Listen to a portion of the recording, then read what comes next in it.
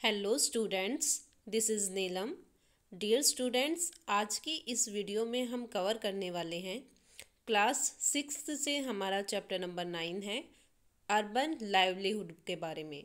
So dear student, इस chapter में हम जो अर्बन एरिया में लोग रहते हैं, जो अर्बन एरिया में कामकाज होता है, वहाँ पर जो एक्टिविटीज़ होती है इनकम के लिए, तो उस सभी एक्टिविटीज़ को और उन सभी लोगों के काम को हम अपने इस चैप्टर में पढ़ रहे हैं कि जो अर्बन एरिया होता है, जो शहर होते हैं, बड़ी बड़ी सिटीज़ होती हैं, वहाँ पर लोग क्या काम करते हैं, कैसे वो इनकम कमाते हैं अपनी, कैसे उनके पास रुपए आते हैं, कहाँ उसको स्पेंड करते हैं।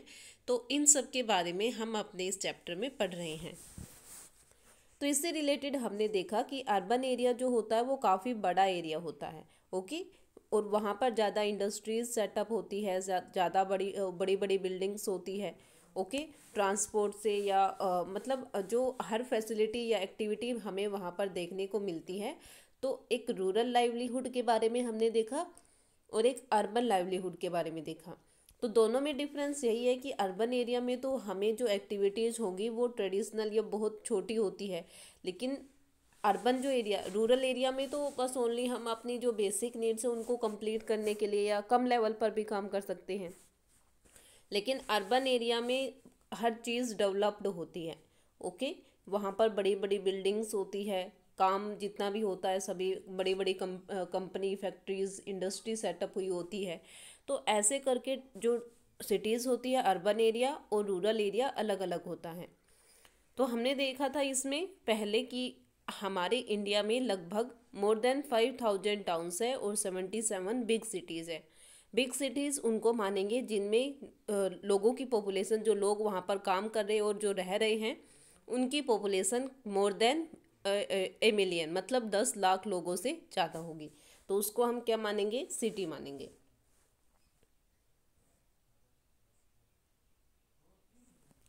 उसके बाद हमने देखा था स्ट्रीट में, ठीक है, एक जो, क्योंकि सिटीज़ जो होती है वो काफ़ी बड़ी होती है, तो वहाँ पर हमने पहले स्ट्रीट्स में देखा कि स्ट्रीट्स में कौन कौन सी एक्टिविटीज़ होती है।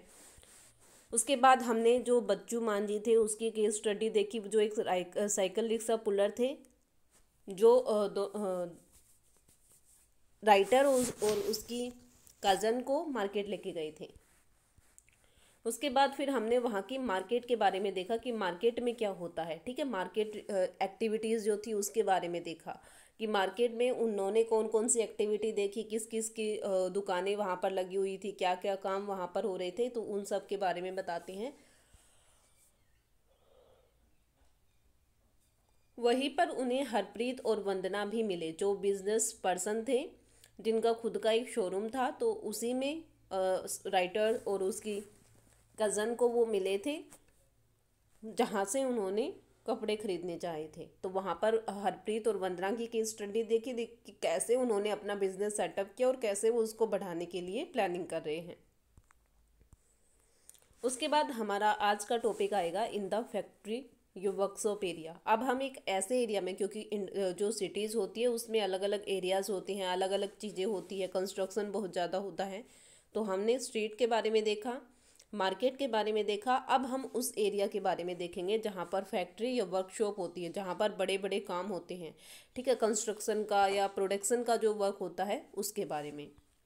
तो हमने पहले ही देखा था कि जो राइटर और उसकी कज़न थी, उन्होंने कपड़े खरीद लिए, ठीक है, वो अपने लिए रेडीमेड गारमेंट्स खरीदना चाहते थे, वो उन्होंने शोरूम से खरीद लिया है। अब वो उससे आगे क्या करते हैं? I want to have zari work done on my on off my dress. तो जो राइटर है वो बोलती हैं कि अब मैं अपनी ड्रेस पर एक जरी का काम, ठीक है, जरी जो होती है एक टाइप की, मतलब जो हम देखते हैं ना, कपड़ों के ऊपर एक टाइप की कढ़ाई जो होती है, वो जरी के धागे होते हैं, उनसे जो डिज़ाइनिंग की जाती है उसको जरी वर्क। ओके। तो जरी वो सोच रही थी कि मैंने अपनी ड्रेस पर कुछ डिजाइनिंग डलवानी है, तो वो which I needed for a special occasion, क्योंकि मुझे ये एक स्पेशल ओकेज़न पर पहननी है, मुझे ये ड्रेस एक स्पेशल फंक्शन पर पहननी है, इसलिए मैं चाहती हूँ कि इसमें मैं थोड़ा सा जरी वर्क भी करा लूँ। My cousin said that she knew Nirmala वो work in a garment factory. तो उसकी कज़न बोलती है ठीक है, मैं निर्मला को जानती हूँ जो एक गारमेंट फैक्ट्री में काम करती है और उसका यही काम है। Nirmala neighbour do zari work and embroidery. तो वो बताती है निर्मला और उसके जो निर्मला की पड़ोस में जो लोग रहते हैं वो जरी का काम करते हैं।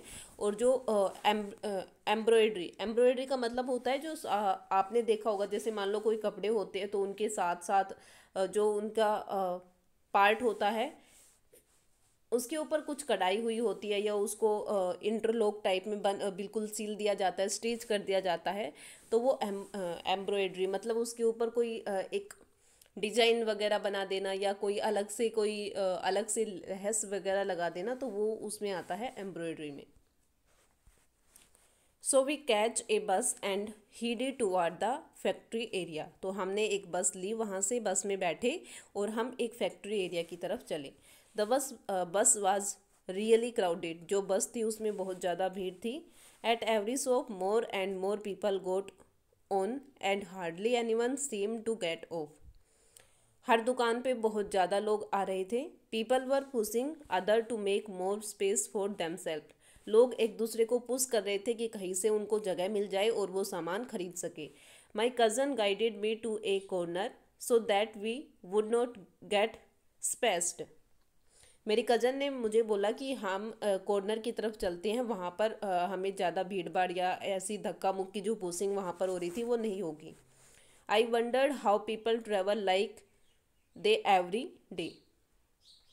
तो मैं यहाँ पर देखकर हैरान हो रही हूँ कि यहाँ पर लोग कैसे अपनी पूरे टाइम कैसे ट्रैवल करते होंगे, क्योंकि इतनी ज़्यादा भीड़ होती है। सब लोग एक दूसरे को पुश कर रहे ताकि उनको खड़े होने के लिए बस में स्पेस मिल जाए। तो अगर ऐसा रोज होता है तो वो कैसे ये सब कर पाते हैं। As the bus entered the factory area people started getting off. जैसे ही बस फैक्ट्री एरिया में एंटर करती है उसके बाद लोग धीरे धीरे करने अपने अपने स्टॉप पे वो उतरने लग जाते हैं बस से। We also get off soon at a crossing. और जैसे ही एक और क्रॉसिंग आती है हम भी बस से नीचे उतर जाते हैं। What A relief that was. और उस टाइम मुझे जो रिलीफ मिलता है वो बहुत, मतलब एक तो बिल्कुल भीड़ भाड़ वाली बस से और मैं बिल्कुल जो एक खुला एरिया था उसमें आ चुकी थी। There were a large number of people sitting on railing on in group at the crossing. तो हमने देखा कि जिस क्रॉसिंग पर हम उतरे थे, जिस क्रॉसिंग पर हम थे, वहाँ पर चारों तरफ रेलिंग लगी हुई थी और उस पर काफ़ी ज़्यादा लोग बैठे हुए थे। They seemed to be waiting for someone. ऐसा लग रहा था कि वो किसी का वेट कर रहे हो। Some groups had people on scooter standing by and talking with them. कुछ लोग ऐसे थे जो, और वो बता रही है कि क्या हुआ कि कुछ लोग वहाँ पर आते और कुछ लोगों को वहाँ से उनके साथ बातें करते और उन्हें अपने साथ ले जाते। My cousin explain that this place was called labour chowk. और मेरी कज़न ने मुझे बताया कि ये एक लेबर चौक है। These were daily wages labourer वो वर्कड एज हेल्पर टू मासून्स। तो जो लोग थे वहाँ पर जो खड़े रहते थे वो डेली वेजेस लेबरर थे, जो हमेशा के लिए काम, मतलब फैक्ट्री में अगर किसी को काम कराना हो या किसी को और एज ए लेबरर वर्क कराना हो तो वो वहाँ से आकर और उन लेबर्स को हेल्पर के लिए लेके जा सकते थे या काम कराने के लिए लेके जा सकते थे। They big at construction site lift load और अनलोड। अगर कोई बड़ा कंस्ट्रक्शन साइट होता जहाँ पर बहुत ज़्यादा काम कराना होता तो वहाँ पर भी अगर लेबर की ज़रूरत होती है तो वहीं वो लोग यहाँ से ही लेबर को लेके जाते हैं। अगर कंस्ट्रक्शन कराना है या जो पाइपलाइन है वो खोदनी है, जो टेलीफोन केबल्स है वो अगर स्प्रेड करनी है, कोई रोड बनाना है, तो अगर इन सब काम के लिए जो बड़े बड़े काम हैं इनके लिए अगर किसी लेबर की ज़रूरत होती है तो वो यहीं से आके और लेबर को लेके जाते हैं। There are 1000 of such casual worker in the city. और यहाँ पर मतलब ऐसे ही काफ़ी लोग हैं जो कैजुअल वर्कर मतलब इनके पास कोई परमानेंट जॉब नहीं होती। ये हो सकता है कि इनको जॉब मिल भी जाए, जॉब भी नहीं, वर्कर, ठीक है। हो सकता है कभी उनको एज ए लेबरर कोई पर्सन लेके चला भी जाए जो उनसे काम कराना चाहता हो, जो उनकी हेल्प चाहता हो, और हो सकता है कभी इनको काम ना भी मिले। तो ये कैजुअल वर्कर होते थे। तो ऐसे ही सिटी में काफ़ी लोग ऐसे हैं जो कैजुअल वर्कर है, मतलब जिनके पास कोई परमानेंट जॉब नहीं है। अगर काम ज़्यादा है तो वो उनको लेके जाया जाता है, वो जाते हैं काम पे, अगर नहीं है तो वो उनको काम नहीं मिल पाता है। We enter the factory area to find it full of small workers. जैसे ही हम फैक्ट्री एरिया में गए, जहाँ पर फैक्ट्री थी उसमें गए, तो हमने देखा वहाँ पर काफ़ी ज़्यादा स्मॉल वर्कशॉप्स थी। ओके, छोटी छोटी वर्कशॉप्स थी जहाँ पर काम होता था। There seemed to be endless row of them. बड़ी बड़ी रोज, बड़ी बड़ी लाइनें थी। In one section we show people working in a small room on sewing machine where cloth was being stitched. हमने देखा कि एक तरफ जो थे वो लोग, छोटा सा रूम था, उसमें लोगों का काम ओनली था कि जो वहाँ पर सीविंग मशीन रखी हुई थी जो स्टिच करने के काम आती थी, वो कपड़ों को स्टिच कर रही थी वहाँ पर लोग। One person operated one sewing machine. एक पर्सन के लिए, जो भी वहाँ पर वर्कर काम कर रहा था, एक वर्कर के लिए एक सीविंग मशीन थी। Clothes that had been stitched were stacked on one side of the room. जैसे ही कपड़े सिल जाते उनको दूसरे रूम में, जो उसके बिल्कुल साइड में था, वहाँ पर लेके जाया जाता था। We located Nirmala in the stitched unit. हमने देखा कि निर्मला जो है वो स्टिचिंग यूनिट में है। She was happy to meet my cousin and promised to get zari work done on my dress. और वो मुझसे और मेरी कज़न से मिलके बहुत ज़्यादा खुश हुई, और उन्होंने मुझे प्रोमिस भी किया कि वो मेरी ड्रेस पर जरी का काम या जो भी काम, जो भी डिज़ाइन वो अपने ड्रेस में डलवाना चाहती थी वो कर देगी। Nirmala work as a tailor in an expert garment unit. Nirmala as a tailor work कर रही थी, वो भी एक्सपोर्ट गारमेंट यूनिट में। मतलब एक्सपोर्ट का मतलब होता है जब हमें सामान अपनी कंट्री से दूसरी कंट्री में भेजना होता है। तो उस टाइम मतलब हो सकता है कि जो दूसरी कंट्री है उसने हमारी कंट्री को ऑर्डर दे रखा हो कि हमें इतने कपड़े या इतने गारमेंट्स चाहिए, तो निर्मला जो है वो वहीं पे उसी डिपार्टमेंट में एज ए टेलर वर्क कर रही थी। The factory where she work makes summer cloth for people in foreign country like USA, UK, Germany and the Netherland. तो वो बताती है कि जिस डिपार्टमेंट में जहाँ पर वो काम कर रही थी वहाँ पर गर्मी के कपड़े बन रहे थे, ठीक है। और गर्मी के कपड़े भी किसके लिए? फॉरेन कंट्री के लिए, जो विदेशी कंट्री थी वहाँ पर वो जाने थे, जैसे यूएसए में, यूके में, जर्मनी में और नीदरलैंड में। Workers like Nirmala have to work very long hours in the month from December to April. तो जो वर्कर्स थे वो वहाँ पर काफ़ी ज़्यादा लॉन्ग हावर, काफ़ी ज़्यादा घंटे तक काम करते थे, और वो भी कब से कब तक? दिसंबर से लेके अप्रैल तक। A normal working day a normal working day being at 9 AM and finished only by 10 PM। जो एक नॉर्मल वर्किंग डे होता है उसमें क्या होता है, वो स्टार्टिंग सुबह के 9 बजे से लेके और शाम को रात को 10 बजे तक। समटाइम इवन लेटर, और कई कई बार तो ये ज़्यादा भी हो जाता है। She worked for 6 day a week. और उनको एक वीक में 6 दिन ही काम करना पड़ता है। At time when the work need to be done urgently. और ये उस टाइम की बात है जब उन्हें बहुत ज़्यादा, मतलब अर्जेंटली अगर कहीं पे सामान देना होता है तो उस टाइम ये सब कंडीशन होती है।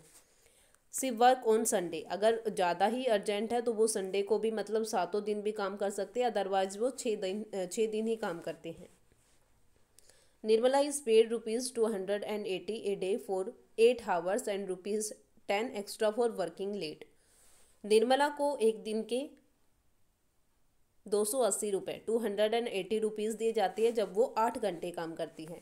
अगर वो इससे ज़्यादा काम करती है तो वो उसको 100 रुपये एक्स्ट्रा दिए जाएंगे उसके वर्क के लिए। By June the work is over and the factory reduced is it's staff. जैसे ही जून आता है तो जून में क्या होता है कि जो काम है वो कम हो जाता है, और उसकी वजह से फैक्ट्री क्या करती है कि अपने स्टाफ को, जितने भी लोग उसने काम पर लगा रखे हैं, उनको रिड्यूस कर देती है, कम कर देती है, हटा देती है। Nirmala will also be asked to leave. तो निर्मला ने भी उनको खुद को हटाने के लिए बोला था। For about 3 or 4 months in the years there is no work for her, और इसी वजह से पूरे साल में उसके पास 3 और 4 महीने कोई भी काम नहीं होता करने के लिए। Most worker like Nirmala are employed on what is known as casual basis.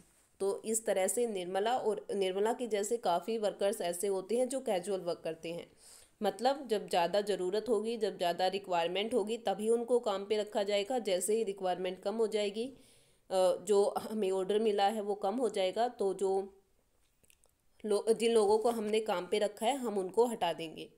They are required to come as and when the employer need them. और जैसे ही दोबारा से ये सीजन स्टार्ट होता है तो वो दोबारा से उनको बुला लेते हैं और फिर वो दोबारा से एज ए एम्प्लॉय काम कर सकते हैं। They are employed when the employer get large order और ड्यूरिंग सर्टेन सीजन।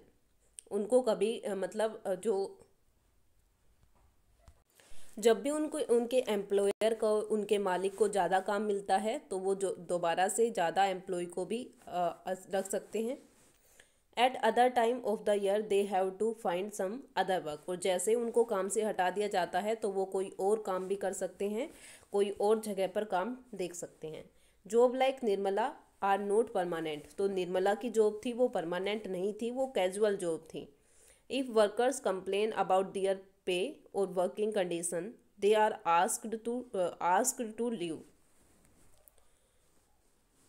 अगर किसी भी वर्कर्स को अपनी पे से रिलेटेड, मतलब जितना भी रुपए उनको मिल रहा है या उन वर्किंग कंडीशन से रिलेटेड कोई भी प्रॉब्लम होती है तो उनको काम से हटा दिया जाता है।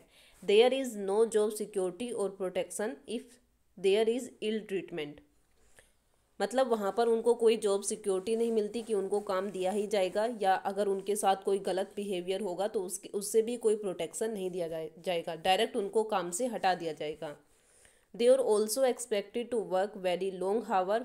उनसे ये भी एक्सपेक्ट किया जाता है कि वो ज़्यादा से ज़्यादा टाइम काम करेंगे। For example in the cloth mills unit the worker work on day and night shift with each shift lasting 12 hours.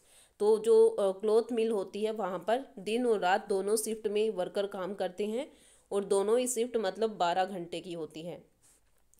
One worker work on one machine for 12 hour. एक वर्कर एक मशीन पर 12 घंटे काम करता है और उसके बाद उसकी जगह कोई और वर्कर आता है और वो अगले 12 घंटे सेम मशीन पर काम करता है।